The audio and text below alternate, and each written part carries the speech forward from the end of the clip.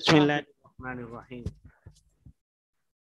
قال رسول الله صلى الله عليه وسلم: طلب العلم فريضة على كل مسلم. رواه البيهقي وابن ماجہ. نبی کریم صلی اللہ علیہ وسلم کا ارشاد گرامی ہے کہ علم کا طلب کرنا، علم کا حاصل کرنا ہر مسلمان پر فرض ہے. یہاں اگرچہ او مسلماتین کا ذکر نہیں ہے کسی صحیح روایت میں، لیکن محدثین نے لکھا ہے کہ جس طرح مسلمان مرد کے لیے تعلیم ضروری ہے، اسی طرح مسلمان عورت کے لیے بھی دینی تعلیم حاصل کرنا ضروری ہے. اس حدیث مبارکہ کی روشنی میں اس کی وجہ یہ ہے کہ علم دین حاصل کرنا اس لیے ضروری ہے کہ دین پر عمل اسی وقت ممکن ہے جب آپ اس کے بارے میں معلومات رکھتے ہوں، اس کے بارے میں آپ کو علم ہو کہ یہ چیز میرے لیے حلال ہے، یہ چیز میرے لیے حرام ہے، یہ چیز میرے لیے جائز ہے، یہ چیز میرے لیے ناجائز ہے، یہ کام مجھے کرنا چاہیے اور یہ کام مجھے نہیں کرنا چاہیے. ظاہر ہے جب کسی چیز کے بارے میں علم ہی نہیں ہوگا تو اس وقت اس پر کوئی شرعی اعتبار سے بھی کوئی الزام نہیں ہے، کوئی اس پر پکڑ نہیں ہے. تو علم حاصل کرنا اس لیے بھی ضروری ہے کہ صحابہ کرام رضوان اللہ علیہم اجمعین کی زندگی کو ہم دیکھتے ہیں تو ایک ایسی قوم جس پر اس وقت کے بادشاہ حکومت کرنا پسند نہیں کرتے تھے، جن کا بڑا بننا کوئی پسند نہیں کرتا تھا، محمد عربی صلی اللہ علیہ وسلم نے ان پر 23 سال کا عرصہ محنت کی تو اللہ تبارک و تعالیٰ نے ان کو قوم کا رہبر اور رہنما بنا دیا، اور وہ رہبر اور رہنما حضور صلی اللہ علیہ وسلم کی یقیناً صحبت کی وجہ سے بھی بنے، لیکن اس صحبت میں اصل چیز وہ تعلیم تھی، تعلیمات نبویہ جو حضور صلی اللہ علیہ وسلم نے ان کو دی.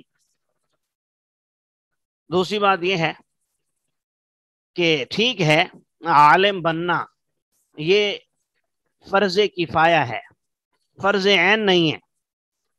کسی محلے میں، گاؤں میں، بستی میں، شہر میں، قصبے میں جب کوئی ایک عالم بن جاتا ہے تو باقی بستی والوں سے یہ ذمہ داری ساقط ہو جاتی ہے، اور اگر کوئی بھی علم دین حاصل نہ کرے تو ظاہر ہے پھر سب گناہگار ہوں گے. جیسا کہ نماز جنازہ وغیرہ فرض کفایہ ہے، یا جہاد عام حالات میں فرض کفایہ ہے، اگر چند لوگ کرتے رہیں تو سب کی طرف سے فریضہ ادا ہوتا رہتا ہے، اور اگر کوئی بھی نہ کرے تو سب گناہگار ہوں گے.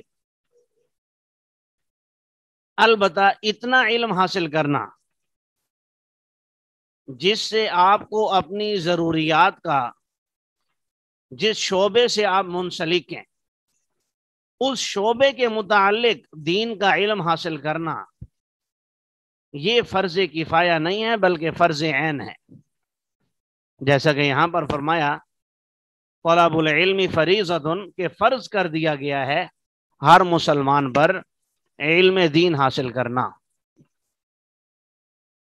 تو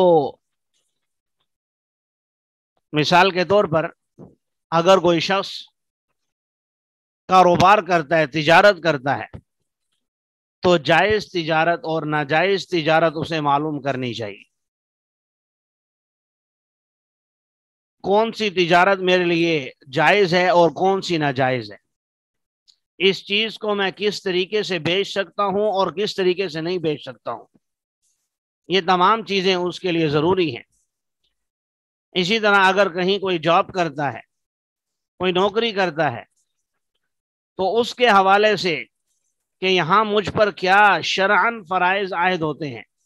ایک تو ڈیوٹی مالک نے لگائی ہوئی ہے، ایک ڈیوٹی شریعت نے لگائی ہوئی ہے، اللہ اور اس کے رسول نے لگائی ہوئی ہے. جو مالک کی نوکری سے، اس کی فرما برداری سے زیادہ ضروری ہے، تو اس کے بارے میں مکمل معلومات حاصل کرنا بہرحال یہ ہر مسلمان کا فرض ہے. کسی بھی شعبے سے کوئی بھی منسلک ہو تو اس کے بارے میں تمام معلومات حاصل کرنا یہ مسلمان کے لیے ضروری ہے. اور اس میں آج کل ہمارے معاشرے کے اندر بالخصوص کافی غفلت پائی جا رہی ہے. ہر انسان اپنے آپ میں مگن ہے، جس کا کاروبار چل پڑا، حلال حرام کی تمیز نہیں ہے، یا موٹا موٹا علم اس نے حاصل کر لیا، لیکن اپنے کاروبار کے بارے میں، اپنی دکان کے بارے میں، اپنی جاب کے بارے میں اس نے کچھ بھی تحقیقات نہیں کی، تفصیلات معلوم نہیں کی، تو یقیناً یہ عند اللہ پھر گناہگار سمجھا جائے گا. یہاں پر علم نہ ہونا یہ کوئی عذر نہیں ہے کہ مجھے معلوم نہیں تھا. بعض ساتھی اس لیے بھی علم حاصل نہیں کرتے کہ حاصل کریں گے تو پھر عمل کرنا ضروری ہو جائے گا. بھائی اگر حاصل نہیں کریں گے تو پھر دو گناہ ہوں گے، ایک وہ نیک کام نہ کرنے کا یا گناہ سے نہ بچنے کا، اور دوسرا گناہ علم حاصل نہ کرنے کا. تو علم انسان حاصل کرتا ہے جب دل کے اندر روشنی علم سے پیدا ہوتی ہے، تو اس کے بعد ہی اللہ تبارک و تعالیٰ اس کو عمل کی بھی توفیق عطا فرما دیتے ہیں. ترکیب کے حوالے سے طلب مضاف ہے، العلم مضاف الیہ، مضاف مضاف الیہ مل کر مبتدا. فریضۃ یہ اس میں مفعول کے معنی میں ہے، یعنی مفروضۃ، یہ فرض کر دیا گیا ہے. تو اس میں مفعول ہے اور ہوا ضمیر اس کا نائب فاعل ہے. اعلی حرف جار، کل مجرور ہو کر مضاف، مسلم مضاف الیہ، مضاف مضاف الیہ ہو کر اعلی کے لیے مجرور، جار مجرور مل کر متعلق ہو گئے. فریضت ان کے ساتھ، اس میں مفعول کے ساتھ، اس میں مفعول اپنے نائب فاعل اور مجرورات سے مل کر یہ خبر بن گئی طلب العلم کی. مبتدا خبر مل کر جملہ اسمیہ خبریہ ہو گیا. نبی کریم صلی اللہ علیہ وسلم کا ارشاد گرامی ہے، اگلی حدیث مبارکہ میں فرمایا، ما قل وکفا خیر مما کثر والہا، او کما قال علیہ الصلوۃ والسلام، رواہ ابو نعیم. فرمایا کہ جو کم ہو اور کفایت کر جائے، جو چیز کم ہو، تھوڑی ہو لیکن کافی ہو جائے، یہ بہتر ہے اس چیز سے جو زیادہ ہو اور انسان کو غافل کر دے. نیچے لکھا ہوا ہے عن ذکر اللہ عز وجل، یعنی اللہ تبارک و تعالیٰ کے ذکر سے غافل کر دے. السلام علیکم. اس حدیث مبارکہ میں بھی آپ صلی اللہ علیہ وسلم نے ایک بہت ہی قیمتی نصیحت ارشاد فرمائی.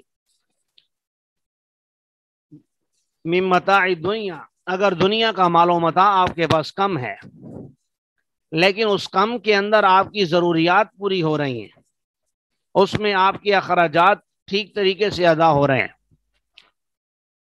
تو کفایت شعاری سے کام لیتے ہوئے، قناعت اختیار کرتے ہوئے اس پر اللہ کا شکر ادا کرنا چاہیے، کیونکہ یہ آپ کے لیے بہتر ہے بنسبت اس مال کے کہ آپ کے پاس دنیا کا مال و متاع تو بہت زیادہ ہو گیا، لیکن اس نے آپ کو اللہ کے ذکر سے غافل کر دیا. نمازوں کے اہتمام سے، روزوں سے، حج سے، زکوٰۃ سے، دوسرے اذکار سے، رشتہ داری صلہ رحمی کرنے سے، تمام چیزوں سے، دین کی تعلیم حاصل کرنے سے، غرض کوئی بھی چیز، اس سے اس نے آپ کو غافل کر دیا، تو یہ مال و متاع آپ کے لیے وبال کا سبب ہے، نقصان کا سبب ہے، نہ کہ فائدے کا. لیکن اگر مال کم ہے اور اس سے آپ کی ضروریات بھی پوری ہو رہی ہیں اور آپ اپنے وقت پر حقوق العباد کے ساتھ ساتھ حقوق اللہ کی ادائیگی کا بھی اہتمام کر رہے ہیں تو یقیناً یہ آپ کے لیے بہتر ہے۔ ترکیب کے حوالے سے دیکھ لیجئے، ما اس میں موصول ہے، قلّ فعل و ضمیر فاعل، فعل فاعل مل کر معطوف علیہ، و عاطفہ کفا فعل بفاعل، فعل فاعل مل کر معطوف، معطوف معطوف علیہ مل کر صلہ، موصول صلہ مل کر مبتدا۔ خیر